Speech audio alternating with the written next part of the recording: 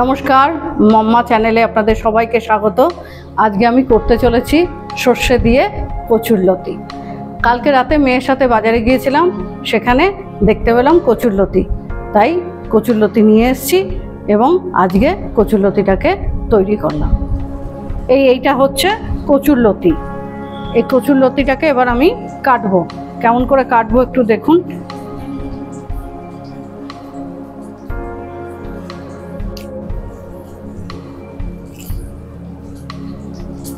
কচুরলতি যখন কিনবেন একটু টাটকা কিনতে হবে।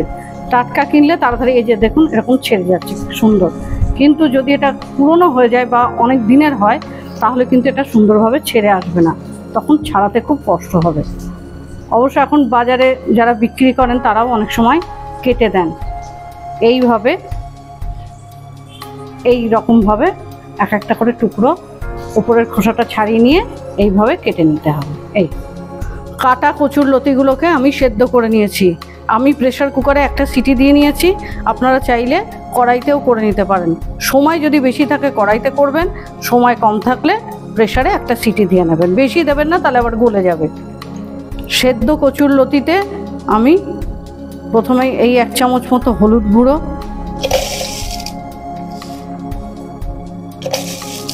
2 চামচ মতো চিনি আর লবণটা স্বাদ অনুযায়ী দেবেন। আর একটা পেস্ট আমি এই সেদ্ধ কচুরলতিতে মিশিয়ে দেব।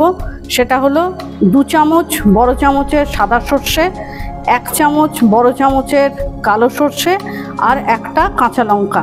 ঝালটা আপনাদের স্বাদ অনুযায়ী আপনারা দেবেন। এবার এটা এর মধ্যে মিশিয়ে দিচ্ছি। দিয়ে দেব বেশ খানিকটা কোড়ানো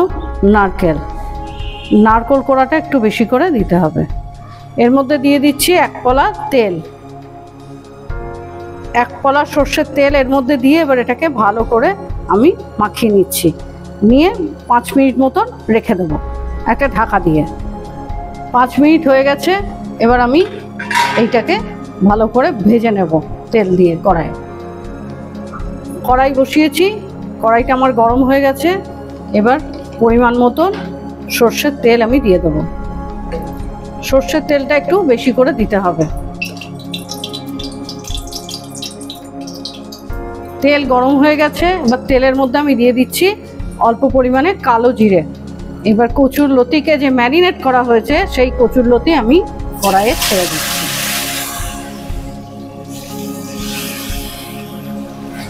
এইটাকে নাড়ানো মানে এরকম করে নয়, এই যেই 1 পিঠটা একটু ভাজা হবে দেখবো, বুঝতে পারবো, তখন এরকম তুলে আর 1 পিঠ দিয়ে দেবো।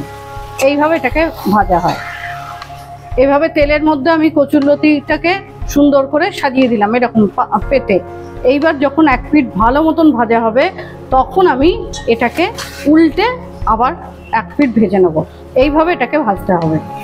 এই যে 1 পিঠ হয়েছে, এবার আমি এটাকে উল্টে দিচ্ছি।